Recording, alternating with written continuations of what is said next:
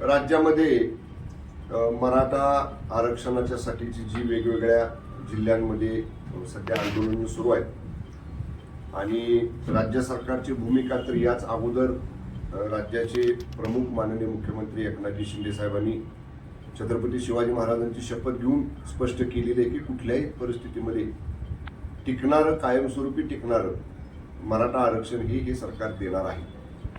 मी आपल्याला एवढंच आज नमूद करणार आहे की तातडीची बैठक मराठा आरक्षण उपसमिती जी माननीय मंत्रिमंडळाची आहे, चंद्रकांतदादा पाटील आमचे ज्येष्ठ सहकारी मंत्री महोदयांच्या अध्यक्षतेखाली ती बैठक सोमवारी सकाळी 10 वाजता मंत्रालयामध्ये या ठिकाणी आयोजित केली आहे। या बैठकीपूर्वी शक्य झालं तर उद्या किंवा परवा सकाळी जस्टिस शिंदे समितीचे जे प्रमुख आहेत, जस्टिस शिंदे साहेब, न्यायमूर्ती शिंदे साहेब, त्यांची सुद्धा आम्ही समिती भेट घेणार आहोत, त्यांच्याशी सुद्धा चर्चा करणार आहोत की जस्टिस शिंदे समितीला जे काम किंवा जो त्यांच्याकडे जे विषय दिलेला आहे त्या विषया संदर्भातलं डिटेल ब्रीफिंग हे सर्व मंत्रिमंडळ उपसमितीचे सदस्य आम्ही जस्टिस शिंदे साहेबांच्याकडनं उद्या त्यांची वेळ लागेल तर उद्या घेऊ, परवा मिळाली तर परवा बैठकीपूर्वी घेऊ।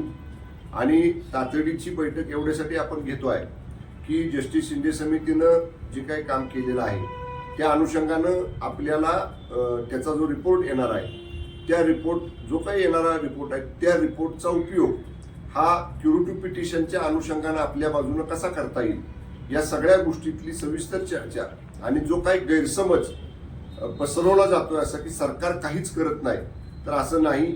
मी काल सुद्धा सांगितलं, परवा सुद्धा सांगितलं, आमचे दुसरे मंत्रिमंडळ समिती सदस्य उदय सामंत साहेब त्यांनी पण सांगितलं की आम्ही डे टू डे दैनंदिन याच्यावरती काम करतोय। मी काल म्हणलं तसंच ह्याची बेसलाईन काय आहे, कायमस्वरूपी टिकणारं मराठा आरक्षण। बघा, आज अनेक वेळा बोललं जाते की एक मंत्रिमंडळाचा ठराव करा, 1 दिवसाचं विधानसभेचं अधिवेशन बोलवा आणि मराठा आरक्षण द्या। याच्याबद्दल आमचं दुमत नाही, ते करायला कुठली हरकत नाही, ते करल देखील सरकार। पण समजा असं करून ते जर उद्या जसं रिव्ह्यू पिटिशन सुप्रीम कोर्टात टिकलं नाही, आपल्या विरुद्ध गेलं, तसं दुर्दैवानं काही गडबडीत घेतलेला निर्णय जर तो टिकला नाही तर हातात असणारी मराठा आरक्षण देण्याची सरकारच्या हातात असणारी संधी निघून जाईल। आणि म्हणून आपणच आपल्या पायावर दगड मारून घ्यायला नको, जे करायचं ते कॉन्क्रीट करायचं, जे करायचं ते लाईफ लॉंग टिकणारं करायचं। आणि त्याच्यासाठीच तातडीची बैठक ही मराठा आरक्षण उपसमिती मंत्रिमंडळाची जी आहे त्याची आपण या ठिकाणी सोमवारी घेतोय। भरपूर वेळ त्याच्यामध्ये आम्ही कायदे तज्ज्ञांशी चर्चा करणार आहोत, लॉ फर्मचे जे आमचे तज्ज्ञ आहेत त्यांच्याशी चर्चा करणार आहोत। मी आता म्हणलं तसं जस्टिस शिंदे साहेबांची उद्या जर वेळ मिळाली आम्हाला तर उद्या त्यांच्याशी भेट घेऊ, परवा सकाळी बैठकीपूर्वी त्यांनी वेळ दिली तर परवा सकाळी त्यांची वेळ घेऊ आणि निश्चितपणे तातडीनं यातनं हा मार्ग काढायचाच आहे सरकारला, मराठा आरक्षण द्यायचंच आहे। त्याच्यासाठीची कार्यवाही ही गतीनं आपण यापूर्वी केलेले इथून पुढे सुद्धा आपण ती करणार आहे। आमचं सरकार येऊन साधारणतः 1.5 वर्ष झालं। मंत्रिमंडळ उपसमिती नव्यानं जी गठीत झाली हे सरकार आल्यानंतर एकूण 9 बैठका या 1.25 वर्षाच्या कालावधीमध्ये मंत्रिमंडळ उपसमिती जी मराठा आरक्षणावर काम करते 9 बैठका या समितीच्या झाल्या। प्रत्येक वेळी मंत्रिमंडळाची बैठक झाली की आम्ही उपसमितीची बैठक घेतलेली आहे। मी माझ्या पद्धतीनं, माननीय चंद्रकांत दादा, इतर जे सन्मान्य सदस्य आमचे मंत्रिमंडळातले सहकारी आहेत, प्रत्येक जण या विषयावरती काम करतोय आम्ही। त्यामुळे निश्चितच बैठका उशिरा झाल्या किंवा झाल्या नाहीत असं नाही।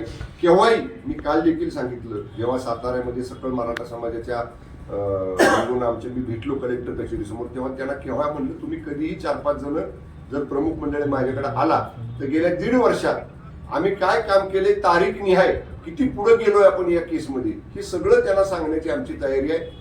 आणि मी तर म्हणेन की उद्या सोमवारची बैठक झाली मंत्रिमंडळ उपसमितीची की माझा तर आग्रह असा राहील की सर्व सन्मान्य सदस्य जे मंत्रिमंडळ उपसमितीचे आहेत आम्ही एकत्रच कदाचित पत्रकार परिषदेत मुंबईमध्ये सामोरं जाऊन आमची भूमिका त्या ठिकाणी सांगू।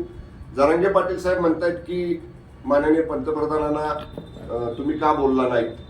आता सर्वच गोष्टी या काय अशा उघड जाहीरपणानं सांगायच्या नसतात की आपण बोललो का नाही बोललो।